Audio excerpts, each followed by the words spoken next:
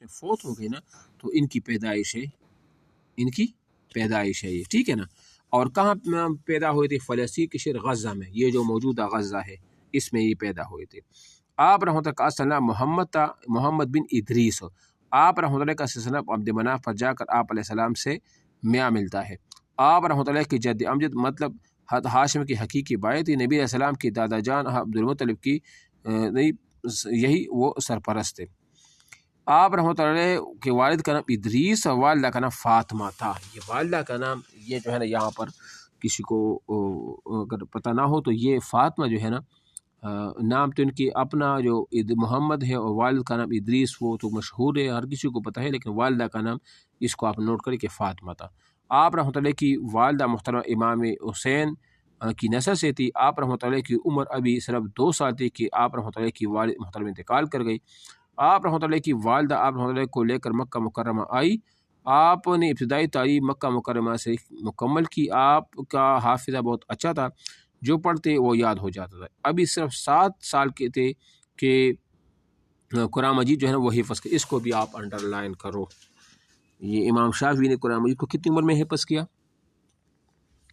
7 بار۔ ایک تو یہ ہے، اور اور اس طرح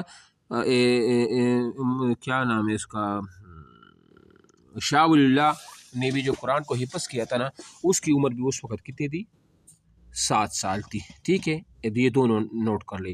اور ایک اور بھی اہم سوال یہ ہے کہ امام شاہ ولی اللہ کی والدہ کا جو نام تھا نا، اکثر لوگوں کو اس چیز کا پتہ نہیں، لیکن والدہ کا نام تھا وہ فخر النساء۔ کیا نام تھا اس کی والدہ کا؟ فخر النساء۔ یہ نوٹ کر لکھ لو اپنے پاس۔ آپ رحمۃ اللہ نے ابتدائی تعلیم مکہ سے حاصل کی۔ آپ کا اچھا یہ تو ہو گیا، صرف 7 سال کے تھے قرآن مجید حفظ کر لیا، اور 10 سال کی عمر میں امام مالک رحمۃ اللہ کی کتاب الموطا یاد کر لی۔ یہ دیکھو کتنے اہم سوال ہے۔ 10 سال کی عمر میں موطا امام مالک میں ٹوٹل احادیث کتنی ہیں؟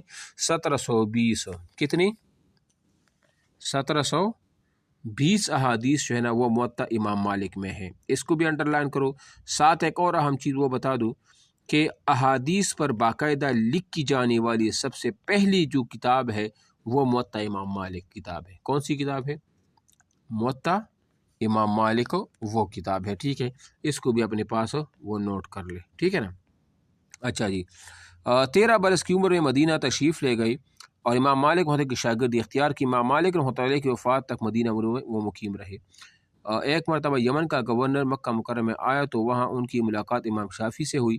وہ آپ رحمۃ اللہ کی گفتگو سن کو بہت متاثر ہوا اور اپنے ساتھ یمن لے گیا۔ یمن میں آپ کو ایک سرکاری عہدہ دیا گیا، مگر حاسدوں نے آپ پر جھوٹا الزام لگا کر آپ کو گرفتار کر دیا۔ انہیں گرفتار کر کے خلیفہ ہارون رشید کے پاس لے جایا گیا۔ جب خلیفہ نے امام امام شافعی رحمۃ اللہ علیہ سے ملاقات ہوئی تو وہ آپ کے بیان اور وسط علم سے بڑا متاثر ہوا، اور وہیں امام شافعی رحمۃ اللہ کی ملاقات فقہ حنفی کے مشہور امام محمد بن حسن شیبانی سے ہوئی۔ امام شافعی نے امام محمد سے فقہ حنفی کی تعلیم حاصل کرنا وہ شروع کی تھی۔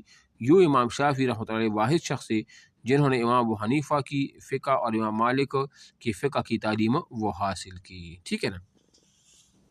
امام شافعی رحمۃ اللہ نے دینی علوم سے متعلق بہت سی کتابیں تصنیف کی۔ ان کی مشہور کتاب، یہ کتابیں آپ اپنے پاس لکھ لینا، یہ انتہائی اہم ہے۔ نمبر 1 کتاب الام ہے، نمبر 2 کتاب الرسالہ، یہ 2 کتابیں انتہائی اہم ہے۔ امام شافعی نے مسلمانوں کے 4 مشہور امام میں سے ایک ہی فقہ شافعی کی بانی ہیں۔ آپ کو عربی زبان، ادب، حدیث، فقہ اور دیگر علوم میں بہت بڑی مہارت حاصل تھی۔ آپ رحمۃ اللہ علیہ نے 204 ہجری میں وفات پائی، کدھر؟ مصر میں۔ 204 ہجری میں وفات پائی مصر میں، اس کو انڈر لائن کرو، اہم ہے۔ اور آپ پیدا کہاں ہوئے تھے؟ 150 ہجری میں فلسطین کے شہر غزہ میں پیدا ہوئے تھے، ٹھیک ہے۔ اچھا جی، آخر میں یہ ہے امام احمد بن حنبل۔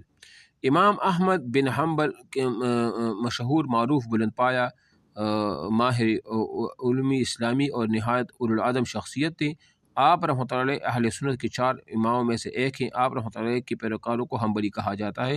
آپ کا اصل نام تھا امام احمد بن محمد بن حنبل، لیکن یہ دادا کی طرف بس منسوب ہے تو اس طرح امام احمد بن حنبل وہ بولا جاتا ہے۔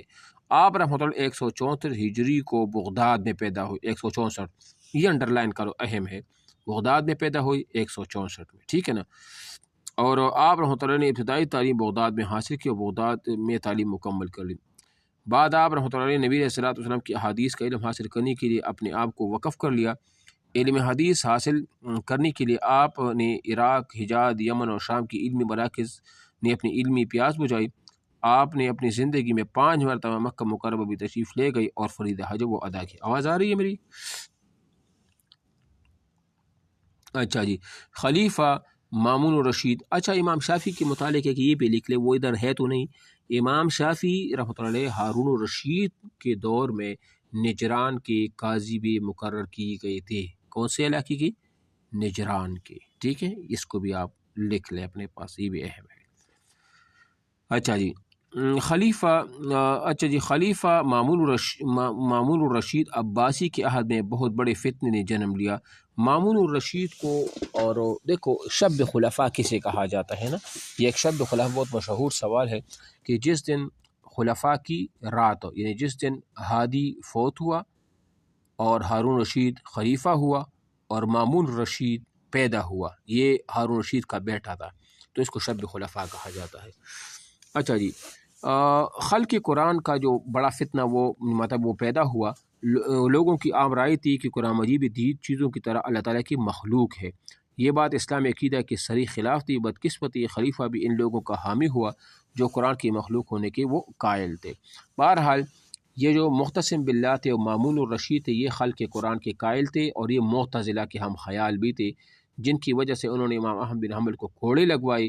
اسی طرح معتصم باللہ نے بھی یہی کام کیا، مامون الرشید نے بھی یہی کام کیا.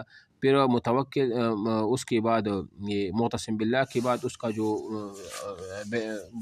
کیا کہتے ہیں اس کو بیٹا تھا واسق باللہ، اس نے بھی یہی کام کیا. پھر واسق باللہ کا جو بھائی تھا متوکل اللہ، جب وہ برسر اقتدار آیا تو انہوں نے اس کو عزت و اکرام کر دیا اور ساتھ میں معتزلہ کا جو عروج تھا ان کو ختم کر دیا اور اہل سنت والجماعت کے صحیح مسلک کو وہ ملک میں کیا کر دیا، وہ رائج کر دیا. ٹھیک ہے نا.